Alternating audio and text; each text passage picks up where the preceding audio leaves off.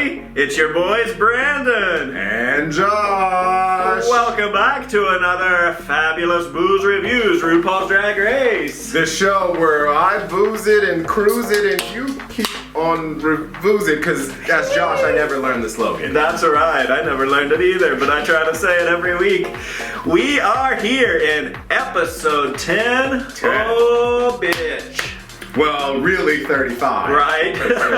This is the longest season. It's still going.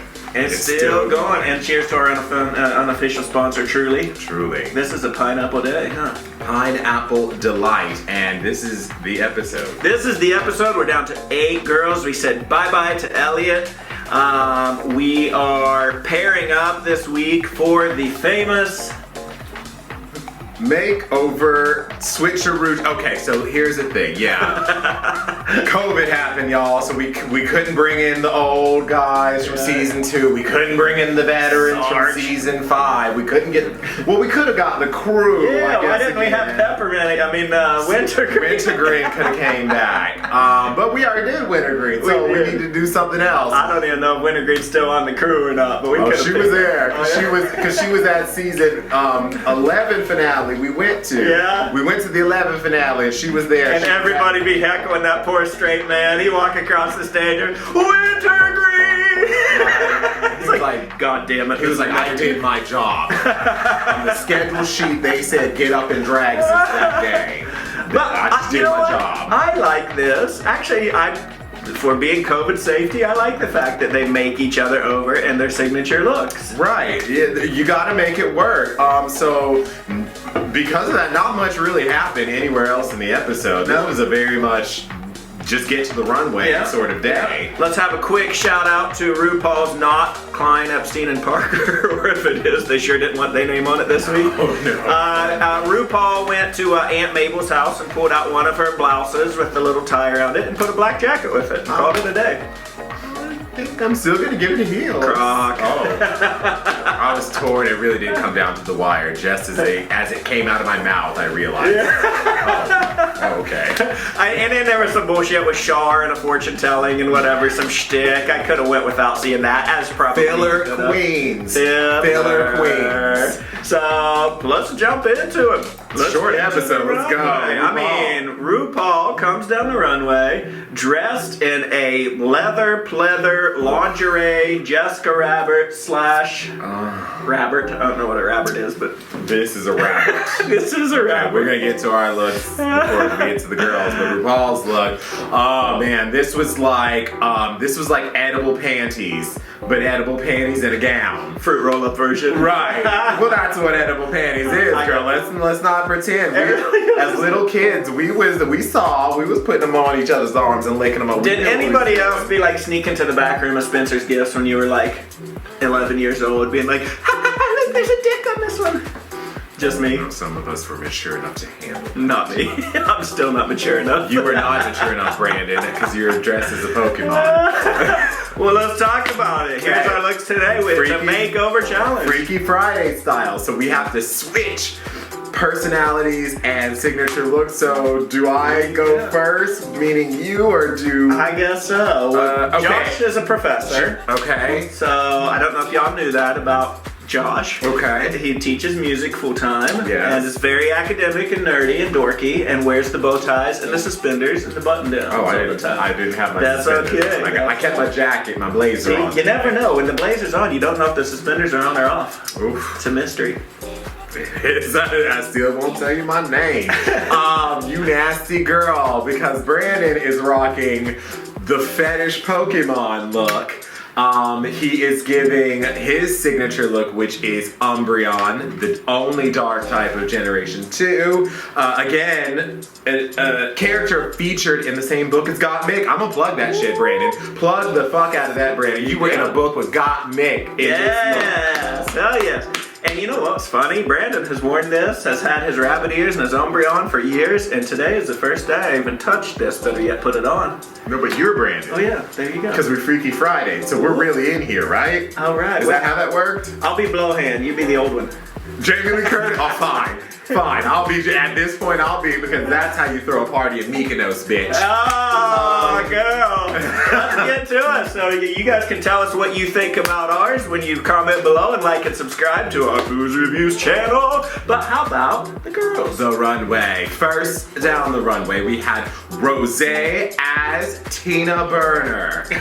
This was a good pairing. I'm really happy. Like, they were gonna do something with these two, either against each other in a lip sync, or they were gonna be partners at some point. I'm really happy they did, because like that was the most heartwarming part of the bullshit filler middle, is that they were becoming closer friends. They're both from New York. They didn't like each other. They don't really work with each other. They did not like each other, from what I gather. But it was really nice to see. And Rosé is pink. Right, and Tina Burner is always orange, yellow, and red. And red. These are not colors that are supposed to go together. Okay. I love them all, but not together. Rosé's look. Rosé, I'm gonna give Rosé as Tina. I'm actually gonna give it a crock. I'm gonna give it a crock because the makeup was busted and it didn't really give me Tina. It gave me more sherry pie and tiramisu from last year's makeover. Oh, the name you shall not mention. The Diner Girls, okay? It gave me that. Yeah, I like the judges clocked the fact that she didn't have that dark makeup on so you could see her eyes. I kind of liked what she did with her. I'm gonna give it a crock too because it had a reveal. The first was underwhelming, and then the reveal happened and it was even more underwhelming. Sugar Cane had to go home for that just because of that. I mean, sometimes I take my clothes off and there's a reveal and it's underwhelming, but. No, Brandon. People love it when Brandon reveals. Okay, don't give yourself that confidence. Next down the runway was Tina Burner as Rosé. And I like this. I like that. I like the makeup a lot. I like the outfit. I'm gonna give it a heel.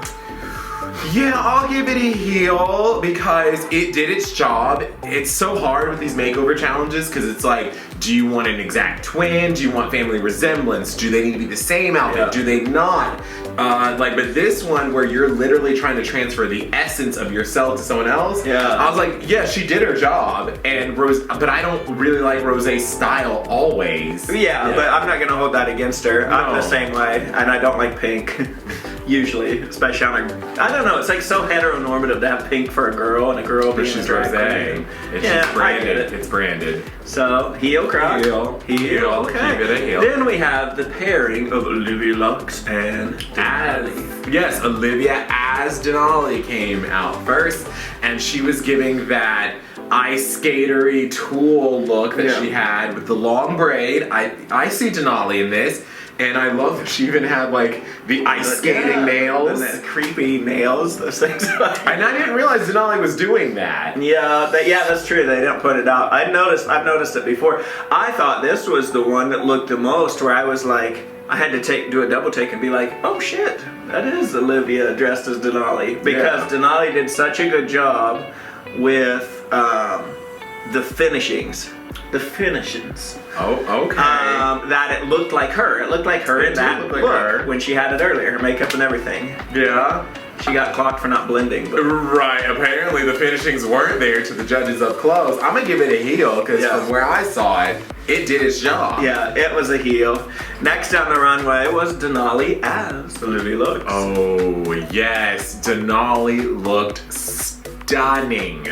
Because of that, I'm gonna put that right up front. She gets a heel for looking stunning. It's about the fashion to me. Yeah. She didn't do her job. It was very different because like it did not look like Denali in this. So like for that, it was good, right? Because you want to get outside the box, try different things, whatever, get someone else's aesthetic on you. I don't think Olivia actually has much of an aesthetic. Ooh, okay, that's controversial. Let us know what you think about that, because people love Olivia. I think people love Olivia. Well, I should say I love Olivia because she has such a beautiful personality and that big smile, and they're trying to make her like the diva, the polite diva. No, you're not a diva, girl. You're a polite little boy that like is very nice to She's everybody. a piccolo player like you, Brandon. There you go. So, I don't know. Like, I'm conflicted. You want to cheer for the nice gal, right? Hi, gal. But I don't know. This look, girl, you danced all around the subject. This look, what is? I'm gonna give it. What, you guys are so offended by No, I'm not offended. I was like, you went all that way around to give Denali a crock either way. Yeah, because Denali as Olivia, I don't know what. It didn't look like Olivia. I would have rather her had that big bushy afro thing that That's she what wore. they said. They were like, if you would have put on that curly hair, it would have just changed everything because then it would have been like, that's Olivia. Yeah. So, okay. It is what it is. It was the worst look though out of all of them in terms of the challenge. This was very tough as a challenge, so what happened happened. Then we had Simone as Utica Queen, and this situation. Oh my gosh, what do you say about this? Because it was sort of MoMA. Yeah. Living art. Yeah. So it was beautiful in that way, but I don't think it was very fashionable. I liked the pieces because I love an anatomy moment. But wait a minute, what said it had to be fashionable? No, I know. Let me go through my Hold up. You went through all that to still give Denali a cross, so let me go. Simmer down, Josh. Okay. Okay. Oh, yeah, that's right. I'm Josh. Hold on. Let me look at my notes. This is what I wrote, so I know what I'm saying. This was a very high art moment. I didn't it wasn't pleasing as a garment, but I love the anatomy moment. Evie Oddly's muscle dress, that was sickening. But she gave me Utica. Yes. So, but I just said I have to judge on fashion, but I always give Utica a pass on fashion because she's giving me art. True. There's so many damn layers. There's so many layers. You go first. Heel or girl? Okay. Heel. All right, heel. Here's what I think. I knew these two were gonna turn it out, and because they're so different, they're shaped the same, so they didn't have a lot of work to do in terms of sewing garments and seamstressing. But Utica's so weird, and what she chose to give, I mean, she could have just went out with that weird headpiece on and they would have been Utica, right? Yeah, but the fact that Simone embraced and came out with their, I love the thing about them walking and moving and doing the weird angles and whatever. That was to me, made this probably the most unique. And so, highest heel. For Simone as Utica. Okay. Yeah, Simone got her weird on, and that was probably hard for her. She got into it, but next we have the Utica as Simone as Halle Berry at Bath. Okay? Yes. You know what? I'm gonna put it out front too. I'm gonna put it out front on this one. Highest heel, Miss Utica, because when I saw that gold tooth bling on top of everything else, I was like, yeah. And God bless Utica. She is such a sweetie, and she's all about like being very culturally sensitive and not appropriating. And it was like, and I'm so glad that at least 2, if not 3 people of color said it's not that. It's about an energy, a spirit. It's not about the skin. Yeah, Lonnie told her, Simone told her, and I think RuPaul told her in the work through. Yeah. And it's like, that's so true. Like, pay tribute, pay homage, be respectful. Homage and herbs. Homage here.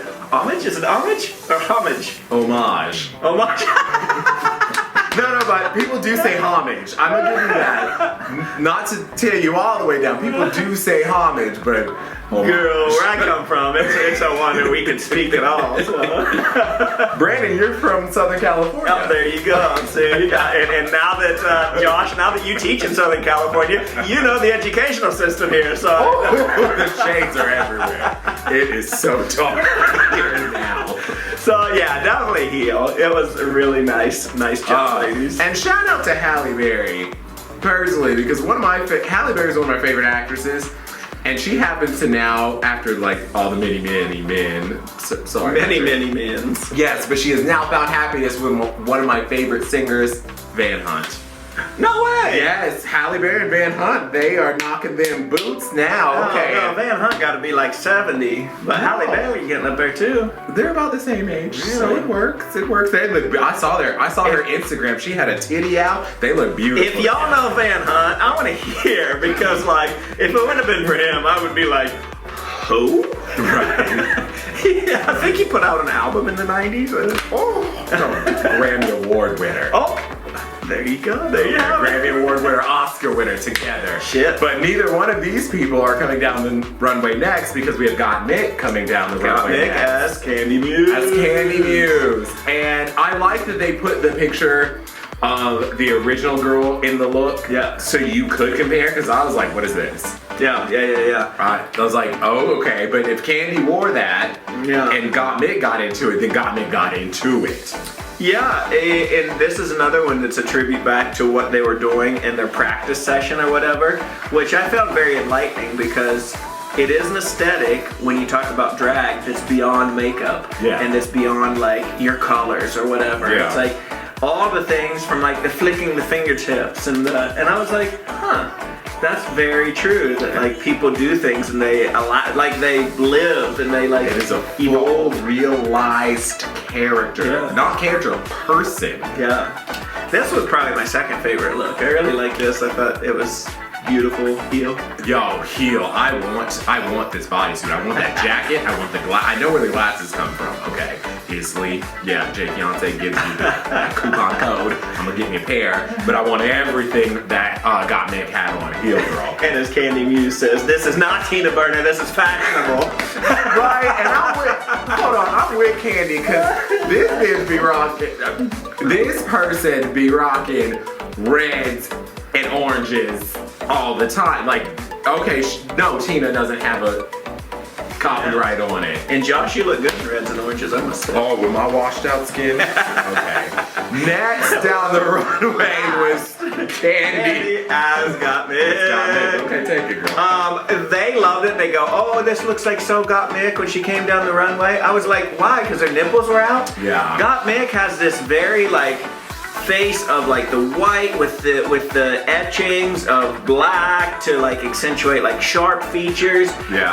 They started painting her white and they did half the face. Did Yeah. they run out of time? Yeah. No, Yeah. this did not look like Got Mick, except she had some freaking titties without pasties on. Go off, Brandon. Go off. Because I know how you just are so opinionated See? There and you know go. all your references. Go Right. off. I know, Tell me, this- what episode of season 2 did they paint half a Oh face? my god, season 2, episode 8, they painted half a face on Horseface Mick Robertson.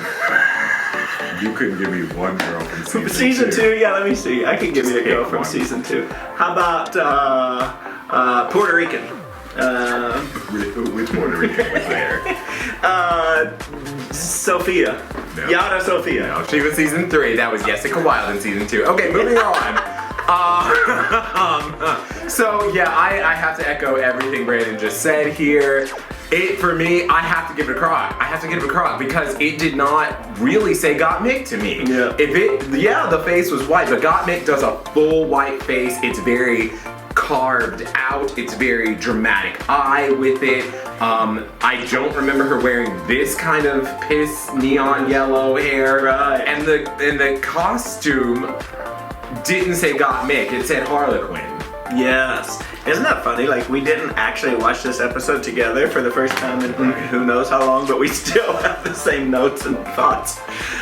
2 Crocs. 2 Crocs and shimmy shuckle shake. It's girl. time for Brandon and Josh's tops And bottoms. verses. Oh, I mean bottoms. Oh, we're all verses. Okay, just girl. Brandon Josh's verses. Okay. I agreed with the judges in a way. It was like definitely Utica and Simone were on the top. I put Candy and Got Mick second, and Then it just fourth. shakes out. Yeah, and I was having a hard time putting Denali and Olivia. girl with no aesthetic, Olivia on the bottom. See, I forgot her name. She just doesn't like stand out as like. Oh, you really haven't been feeling the Olivia charm as much as everyone else has.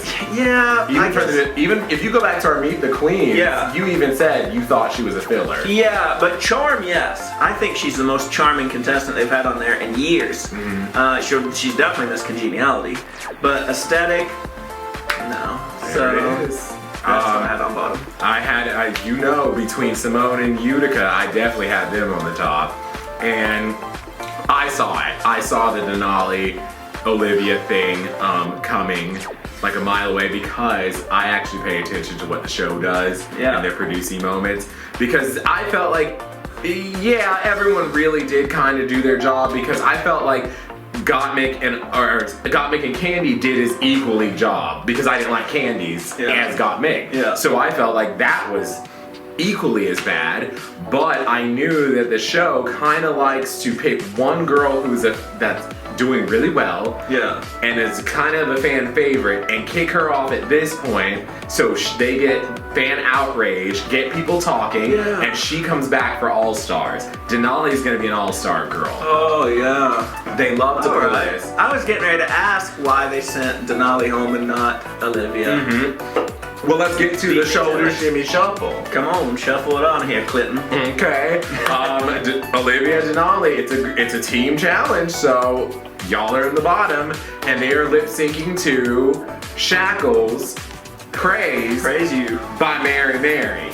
Is that a Christian song? Yes, it's a gospel. It's Mary Mary's gospel. I love that. This was different. This is a different type of song, but like, I didn't feel like it could have. What could any of those girls do? Like, all you could do is praise him. Actually, they did pretty well for it. You can tell neither one of them, including Olivia, probably had much upbringing in the black church. Because if you did, there could have been a lot more. Oh, I would have been running laps. I would have asked somebody to bring me a white sheet and throw it over me. Brandon would have found an organ somewhere and started playing it. No, Josh would have played the organ. Brandon would have did all that. I knew when the preacher was getting fired up, I gotta get them chords. But I thought they both did equally well. Like, it's a shame that the double Shantae got used for Candy. Yeah. Because oh god, Olivia had to feel like shit. Can you imagine, like, fucking up someone's face and then couldn't even give her the curly wig. She fell down like crying at the end. I was like, yeah, that sucks. Yeah, it does suck. Miss Denali, who like really was, I think, a standout, and has really showcased herself very well. It had to go home for somebody else not stepping up to the plate. And Denali is the best looking one we had for a while. I think Denali is so cute. Brandon, you're supposed to say the ones Brandon would say. Oh wait, I think Denali is so cute. Brandon, oh yeah, I think Tina Burner must be cute.